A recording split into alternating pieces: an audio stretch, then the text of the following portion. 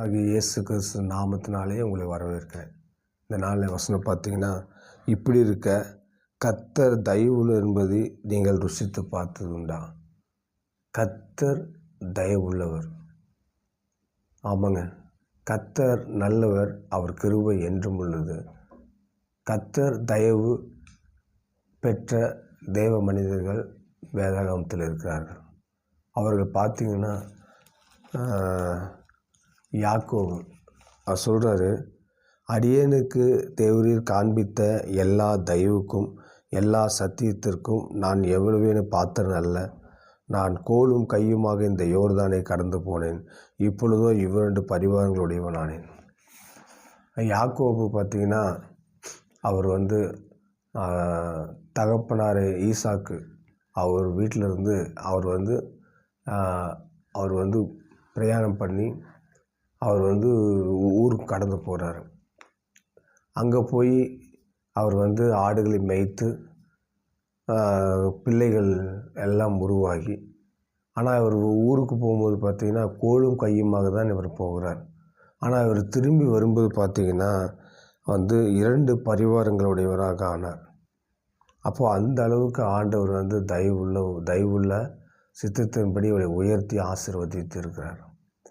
அதனால் பார்த்திங்கன்னா, அவர் சொல்கிறாரு, அடியேற்கு தேவரீர் காண்பித்த எல்லா தயவுக்கும் எல்லா சத்தியத்துக்கும் நான் எவ்வளவேன்னு பாத்திரன் அல்ல. அவர் என்ன சொல்கிறாருன்னா, ஆண்டவரே நீங்கள் எனக்கு கொடுத்த தயவுக்கும் ஒரு சத்தியத்திற்கும் நீங்கள் காட்டின தயவுக்கும் நான் எவ்வளவேன்னு பாத்திரன் அல்ல. கோலும் கையுமாக இந்த யோர்தானை கடந்து போனேன், ஆனால் இப்பொழுதோ 2 பரிவாரங்களுடையவனாக வரும்படி செய்தீங்க. அப்போது யாக்கோபு கோலும் கையுமாக தான் அவர் கடந்து போனார்.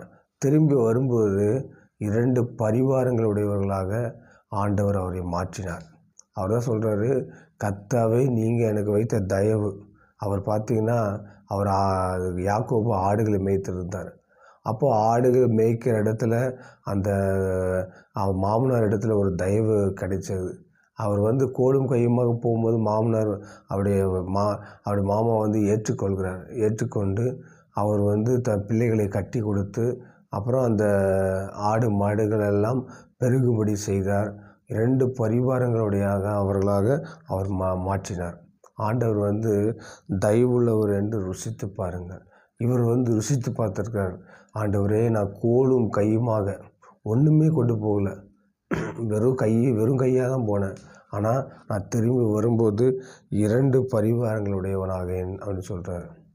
அப்போது ஆண்டவர் தயவுள்ளவர், அவர் இரக்கமுள்ளவர், அவர் அதிசயங்களை செய்கிறவர், அற்புதங்களை செய்கிறவர். ஆண்டவர் உங்கள் வாழ்க்கையிலும் தயவு காட்டுவார், தயவு செய்வார். ஏன்னா ஆண்டவருடைய தயவு நம்மளுக்கு எப்பவும் கிடைக்கும்.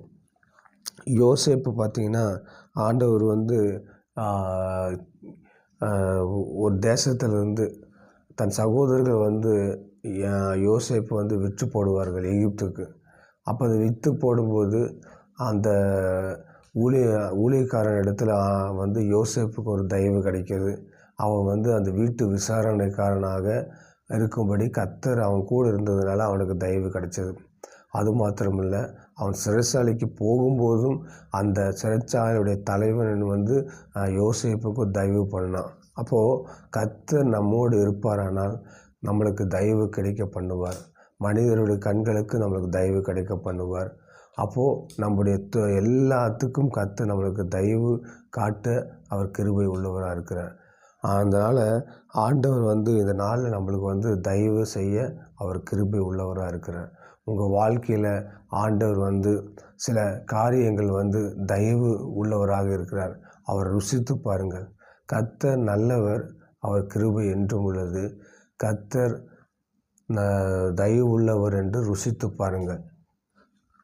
கர்த்தர் பார்த்திங்கன்னா, அவர் தயவு உள்ளவர்.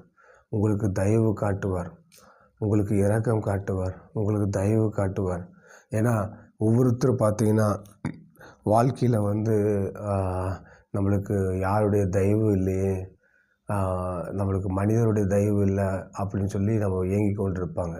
முதலாவது பார்த்திங்கன்னா, கர்த்தருடைய தயவு இருந்தால் நம்மளுக்கு எல்லாருடைய தயவு கிடைக்க பண்ணுவார் ஆண்டவர். இப்போ யாக்கோபு பாருங்கள், அவர் கோலும் கையுமாகத்தான் அந்த தாய் தகப்பனார் இடத்துலேருந்து அவர் வெளியே போகிறார். அப்போது அவர் இடத்துல ஒன்றுமே இல்லை. ஆனால் அவர் திரும்பி வரும்போது 2 பரிவாரங்கள் வழியும்படியாக செய்தார். எப்படின்னா, அவங்களுக்கு வந்து பாருங்கள், ஆடு மாடு ஒட்டகம் பிள்ளைகள் 12 பிள்ளைகள் அவருக்கு. அப்போது ஆண்டவர் வந்து அவரை ஆசீர்வதித்தார். அதே போல் உங்களுக்கு ஆண்டவர் தயவு பண்ணுவார். உங்கள் குடும்பத்தை ஆசீர்வதிப்பார். உங்களை பெருக பண்ணுவார். ஏன்னா அவர் வந்து சர்வ வல்லமுள்ள தேவன். ஆண்டவராகிய இயேசு கிறிஸ்து பார்த்திங்கன்னா, நம்மளுக்கு வந்து கல்வாரி சிலுவையில் பார்த்திங்கன்னா, அவர் வந்து பாடுகளை அனுபவித்தார். அவர் வந்து சிலுவையில் வந்து முள்மூடி சுட்டப்பட்டு வாரினால் அடிக்கப்பட்டு அவர் வந்து பாடுகள், எத்தனை பாடுகள் அவர் வந்து நம்மளுக்காக பாடுகள் அனுபவித்தார்.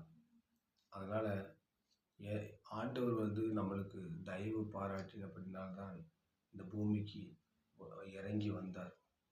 இறங்கி வந்து நம்மளுக்காக அவர் சிலுவை பாடுகளை ஏற்றுக்கொண்டார். நமக்கு வர வேண்டிய தண்டனையை அவர் ஏற்றுக்கொண்டார். இப்போது நம்மளுக்கு வர வேண்டிய அக்கினி தண்டனையை அவர் சிலுவிலே சுமந்து தீர்த்து விட்டார். நம்மளுக்கு வந்து விலைக்கரையத்தை கொடுத்து விட்டார். அவர் நம்மளை வந்து அவர் விலை செலுத்தி இருக்கிறார்.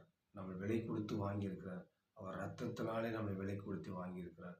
இயேசு கிறிஸ்துவின் ரத்தம் சகல பாவங்கள் நீக்கி நம்மளை சுத்திகரிக்கும்.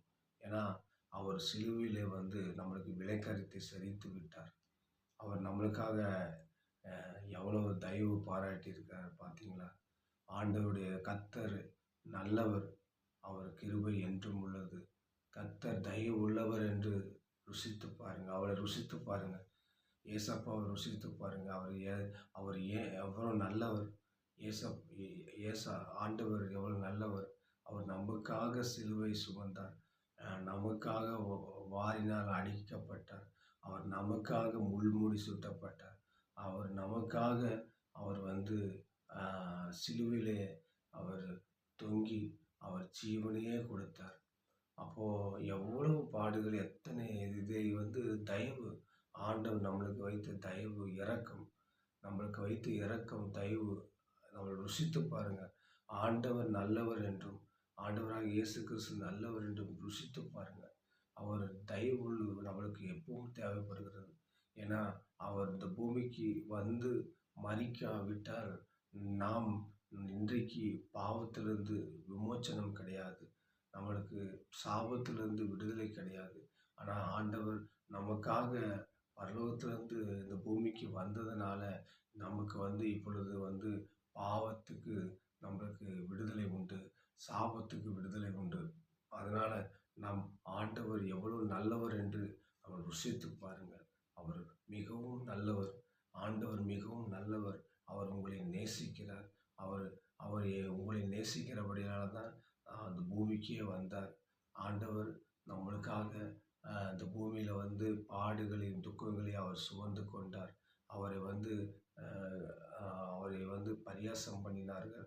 அவர் முள்மூடி சூட்டிப்பட்டு அவருக்கு முன்னாடி முழங்கால் படியிட்டு யூதருக்கு ராஜா வாழ்க வாழ்க என்று சொல்லி அவரை அவ்வளவு கேவலப்படுத்தினார்கள், அவ்வளவு துக்கப்படுத்தினார்கள். எல்லாரும் நம்ம ஜனங்களும் அவரை பரியாசம் பண்ணினார்கள். சிலுவையிலே அறையப்பட்டிருக்கும் போது வேத பாதகர் பார்த்து எல்லாரையும் ரட்சித்தான், இவனை தான் ரட்சித்துக் கொள்ளட்டும் என்று சொல்லி பரியாசம் பண்ணினார்கள். ஆனால் ஆண்டவர் சிலுவையிலிருந்து, ஆண்டவரே பிதாவே, இவர்கள் செய்கிறது இன்னதென்று அறியாமல் இருக்கிறார்கள், இவர்களுக்கு மன்னியும் என்று ஆண்டவர் சிலுவையில் இவர்களுக்காக மன்னித்தார். இவர்கள் எல்லாரும் மன்னித்தார். ஏன்னா அவர்கள் செய்கிறது இன்னதென்று அறியாமல் செய்கிறார்களே ஆண்டவர் என்று சொல்லி பிதாவிடத்தில் அவர் வந்து இவர்களை மன்னியும் என்று சொல்லி அவர் வேண்டிக் கொண்டார். அப்போது ஆண்டவர் எவ்வளவு நல்லவர், ஆண்டவர் கிருபை உள்ளவர், ஆண்டவர் தயவு உள்ளவர், ஆண்டவர் மனம் உருக்கம் உள்ளவர், ஆண்டவர் அன்புள்ளவர். தேவன் அன்பாகவே இருக்கிறார். நான் உங்களை நேசிக்கிறார். அவர் ஒருபோதும் நம்மளை அவர் விட்டு விலகுவதும் இல்லை, கை விடுவதும் இல்லை. ஒரு தாய் தன் பிள்ளை தேற்றுவது போல அவளை தேற்றுகிறார். ஒரு தாய் தன் பிள்ளையை மறப்பாளோ, அவள் மறந்தாலும் நான் உன்னை மறப்பதில்லைன்னு ஆண்டவர் சொல்கிறார். அதனால ஆண்டவர் தாயும் தகப்பனும் கைவிட்டாலும் நான் உன்னை கைவிட மாட்டேன் என்று ஆண்டவர் வாக்கு கொடுத்திருக்கிறார். அதனால ஆண்டவர் தயவுள்ளவர், ஆண்டவர் இரக்கம் உள்ளவர், ஆண்டவர் கிருபை உள்ளவர். அவர் நம்மை நேசிக்கிறார். அவர் உங்களை நேசிக்கிறார். உங்களுக்காக அவர் தயவு பாராட்டியிருக்கிறார். ஆண்டவர் உங்களுக்கு தயவு செய்வார். உங்களுக்கு எல்லா இடத்திலும் தயவு காட்டுவார். உங்களுக்கு தயவு காட்டுவார். அவர் தயவுள்ள சித்தத்தின்படி ஆண்டவர் உங்களை நடத்துவார், ஆசீர்வதிப்பார், பாதுகாப்பார். ஆமென்.